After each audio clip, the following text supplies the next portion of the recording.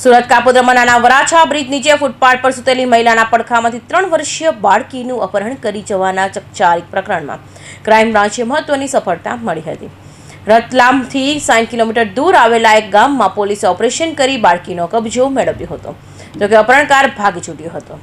દેવભૂમિ દ્વારકાના મીઠાપર તાલુકાના નજીકના ગામની 30 વર્ષીય યુવતી પતિ સાથે ઝઘડો થતા તેને તથા 8 અને 10 વર્ષની બાળકીને ત્યાં જ મૂકી 3 વર્ષીય બાળકી સાથે 2 દિવસ પહેલા જ સુરત આવી હતી। સુરતમાં તેના પરિચિત વિકી સાથે છેલ્લા 2 દિવસથી નાના વરાછા બ્રિજ નીચે આવેલા શૌચાલયની ફૂટપાથ નીચે રહેતી હતી। આ ફૂટપાથ ઉપર જેમ ઘર વિહોણા 50 જેટલા લોકો સૂઈ છે। કડિયા કામની મજૂરીથી થાકીને સૂઈ ગયેલી માતાના પડખામાં 3 વર્ષીય બાળકીનું અપહરણ કરી જવાયું હતું। સીસીટીવી ચેક કરતા બાળકીનું અપહરણ કરી ગયેલા 30 વર્ષના શખ્સ દેખાઈ આવ્યો હતો। તે સુરત રેલવે સ્ટેશનના 10 કલાકે ઉપડેલી દોડ ઇન્ડોર એક્સપ્રેસ બેસીને બાળકીને લઈ જતો દેખાતા આવતા કાપોદ્રા અને ક્રાઇમ બ્રાન્ચની ટીમ રવાના કરવામાં આવી હતી। 2 દિવસ પહેલા 20-21ની રાત્રિના વરાછા ઢાળ પાસે એક જાહેર શૌચાલયની બાજુમાં એક બેન જે એમના હસબન્ડ સાથેથી બંનેને ઝઘડો થતા અલગ અહીંયા આવી અને કડિયા કામ કરતા હતા। રાત્રે કામ કર્યા પછી શૌચાલયની બહાર જાહેરમાં સૂતા હતા પોતાના બાળકને લઈને, ત્યારે મોડી રાત્રે કોઈ બાળકને 3.5 વર્ષની એમની દીકરીને કોઈ કિડનેપ કરીને જતું રહે છે।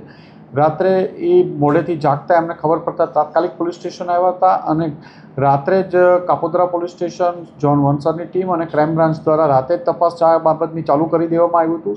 વહેલી સવારે ખાતરી કરતાં ખબર પડી કે આ માણસ આ બાળકીને લઈ અને રેલવે સ્ટેશન ગયો છે। રેલવે સ્ટેશનથી એક ટ્રેન પકડે છે, ધુંધ એક્સપ્રેસ, જે સુરતથી આગળ ઇન્દોર સુધી જતી હોય છે। આ ટ્રેનના રૂટ આગળના તમામ નેક્સ્ટ સ્ટોપો જે 10 જેટલા સ્ટેશનો આવતા હતા, ક્રાઇમ બ્રાન્ચના PI JG Patel, PI Jayan Goswami અને એમની સાથે બીજા અન્ય 4 પીએસઆઈ લાગી અને સતત આ કામમાં પીઆઈ સિંધા અને આ બધા લાગી ગયેલા। તમામે તમામ 10 સ્ટેશનોના આરપીએફ, જીઆરપી, રેલવે પોલીસ અને ત્યાંની લોકલ પોલીસને પોલીસ અને આ બધાને જ એક એસોસિએશનને તમામ આ ફોટાઓ શેર કરવામાં આવ્યા હતા, પણ કોઈ ફળદાયક હકીકત મળી નહોતી આવી। ક્રાઇમ બ્રાન્ચની 5 ટીમ બનાવી અને તાત્કાલિક અલગ અલગ સ્ટેશનો 2 સ્ટેશન કવર કરે એ રીતે મોકલી આપવામાં આવ્યા હતા। એમાં પીએસઆઈ દેસાણી અને એમની ટીમને એક માહિતી મળી કે રતલામ રેલવે સ્ટેશન આ વહેલી સવારે આને બાળકને લઈને ઉતરતા જોવા મળે છે અને રેલવે સ્ટેશનમાં સીસીટીવી નહોતા, પણ બહારની સાઈડ તપાસ કરતાં એક જગ્યાએ એના જેવું શંકાના આધારે ખાતરી થાય છે કે કદાચ આ બાળક લઈને ઉતરેલો આ માણસ આ જ છે કિડનેપર। તમામ બીજી ટીમોને, આજુબાજુની ટીમોને તરત બોલાવી લેવામાં આવી। પીએસઆઈ મહિડા, પીએસઆઈ સિસોદિયા, લોકો બધા જ સાથે મળી અને ત્રણેય ટીમોએ આઈડેન્ટિફાઈ કરતા આ જ માણસને ત્યાંથી 5 કિલોમીટર આગળ એક 3 વ્હીલ ટેમ્પોમાં બેસી અને જતો દેખાય છે। એ ટેમ્પોવાળાને આઈડેન્ટિફાઈ કરતાં ત્યાંથી ફરીથી આગળ એક બાજના ગામ છે, ત્યાંથી 50 કિલોમીટર રતલામથી થાય છે, ત્યાં બસમાં જતી દેખાય છે। બસનો નંબર મેળવી અને ક્રાઇમ બ્રાન્ચની ટીમે મોડી રાત્રે બસના નંબર મેળવવા, આઈડેન્ટિફાઈ કરવા સતત 48 કલાક સુધી લાગેલા રહી અને એ આઈડેન્ટિફાઈડ નંબર બસનો મળ્યો। બસના ડ્રાઈવરને એપ્રોચ કર્યો તો એણે કીધું કે આવો માણસ હતો અને બાજના બસ સ્ટેશન પાસે વહેલી સવારે આને 6 ઉતારેલો હતો। એક પણ સેકન્ડનો ટાઈમ બગાડ્યા વગર ક્રાઇમ બ્રાન્ચની તમામ ટીમો તરત બાજના સ્ટેશન પાસે ગઈ। વહેલી સવાર હતી, પોલીસ જ્યારે પહોંચી ત્યારે 5:30 વાગ્યા હતા સવારે, કાલે વહેલી મોર્નિંગમાં। એટલે ક્રાઇમ બ્રાન્ચની ટીમને કોઈ સીસીટીવીને એવું તો જોવા ન મળ્યું, પણ ત્યાં લોકોને વહેલી સવારે ક્રાઇમ બ્રાન્ચના અધિકારીઓ અને સ્ટાફના માણસો બધાને ફોટા બતાવતા હતા। એમાંથી એક માણસે સામે આવીને કીધું કે કાલે એક બેનને કોઈ બાળકી મળી છે અહીંયા અને કોઈ મૂકીને જતું રહ્યું છે કે કોઈ બાળકી એક બેનને મળી છે।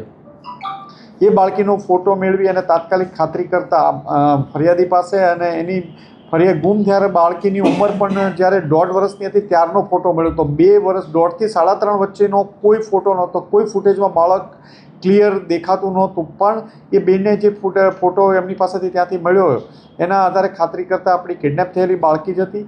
તાત્કાલિક એ બાળકીનો ફોટો મેળવી એમના મા બાપને દેખાડવામાં આવતા ખાતરી કરતાં એમણે કીધું કે એ જ બાળકી છે, એટલે બાળકીને લઈ અને પરત ક્રાઇમ બ્રાન્ચની 2 ટીમ આવી ગઈ।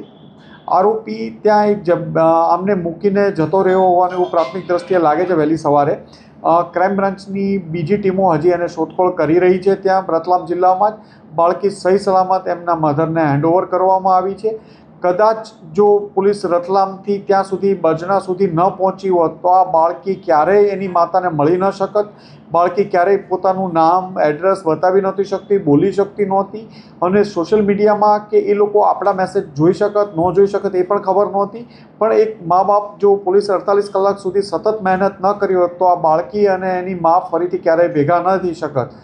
આમ એક પોલીસે સખત મહેનત કર્યા બાદ આ લોકોને મિલાપ કરાયો છે, અને બીજી ટીમ દ્વારા હજી આરોપીને શોધી કાઢવાનું એની પ્રયત્ન ચાલે છે. બાળકી હેમખેમ છે, એની સાથે કોઈ પણ પ્રકારનું પેલું થયેલું નથી.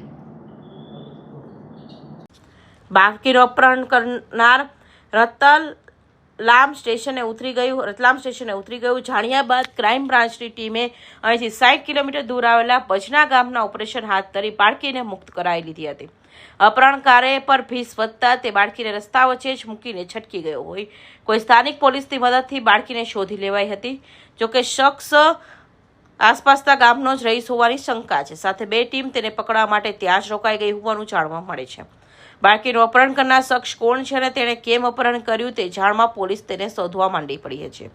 પણ હાલ અપહૃત માસૂમ બાળોને ક્રાઇમ બ્રાન્ચની ટીમે સુરત લાવી આવી માતાને સોંપી હતી. Bureau report, Hind TV news, Surat.